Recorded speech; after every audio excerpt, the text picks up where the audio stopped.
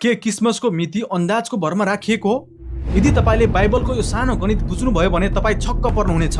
येशूको गर्भ कहिले बस्यो र उहाँ कहिले जन्मिनुभयो? आउनुहोस् आज पदै पछि हिसाब गरौँ।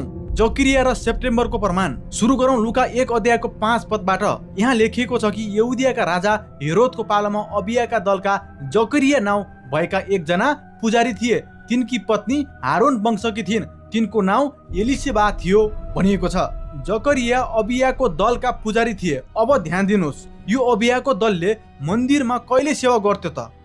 यसको उत्तर 1 इतिहास 24 अध्यायको 10 पदमा हेरौँ, जहाँ पुजारीहरूको 24 वटा दल मध्ये अबियाको दल 8औं नम्बरमा पर्छ। 1 इतिहास 24 अध्यायको 10 पदमा लेखिएको छ 7औं हकोसको 8औं अबियाको भनिएको छ। इतिहास र मन्दिरको कार्यपालिका अनुसार यो दलको सेवा सेप्टेम्बरको अन्त्यमा पर्थ्यो। जकरिया मन्दिरमा सेवा सकेर घर फर्केपछि उनकी पत्नी एलिसाबा गर्भवती भइन्। सेप्टेम्बर महिनामा एलिसाबा गर्भवती भएको पहिलो हिसाबको सुरुवात हो। याद राख्नुहोस्, 6 महिनाको फरक र मार्चको हिसाब। अब लुका 1 को 31 र 36 पदलाई ध्यान दिएर सुन्नुहोस्, जहाँ स्वर्गदूतले मरियमलाई भन्छन्, अब हेर तिमीले गर्भधारण गर्नेछौ र एउटा छोरो जन्माउनेछौ र तिमीले उहाँको नाउँ येशू राख्नेछौ भनिएको छ। त्यस्तै 36 मा भनिएको छ, हेर तिम्री नातेदार एलिसाबाले पनि तिनको वृद्ध अवस्थामा छोरो गर्भधारण गरेकी छिन्, जो बाँझी कल्लाएकी थिइन्। तिनी अहिले 6औं महिनामा छिन् भनिएको छ।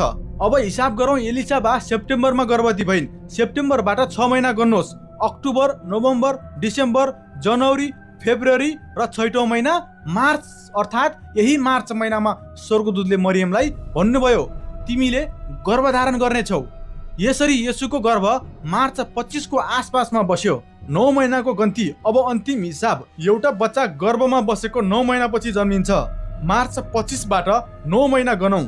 अप्रिल, मे, जुन, जुलाई, अगस्त, सेप्टेम्बर, अक्टोबर, नोभेम्बर, 9 चाहिँ के डिसेम्बर। हेर्नुहोस् त कति अचम्मको हिसाब। जकरियाले सेप्टेम्बरमा परमप्रभुको मन्दिरमा सेवा गरेर घर फर्केदेखि मरियमको 9 महिनाको गर्भसम्मका यी बाइबलीय पदहरू हेर्दा हामी ठ्याक्कै डिसेम्बर 25 मा पुग्छौँ। यो कुनै संयोग होइन, यो बाइबलको सत्यता हो।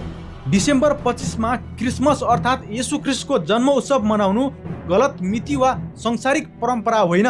त्यसैले बाइबलले दिएको येशू ख्रीष्टको जन्मको हिसाब हरेक क्रिस्चियनहरूले नछुटाइकन तुरुन्तै सेयर गर्नुहोस्, ताकि संसारका मानिसहरूले पनि बुझ्न सकुन्। बाइबलका सत्यतालाई सरल तरिकाले बुझेर सधैँ तयार रहनुको लागि क्रिस्चियन ग्रुप अफ नेपाललाई फलो गर्न नभुल्नुहोला।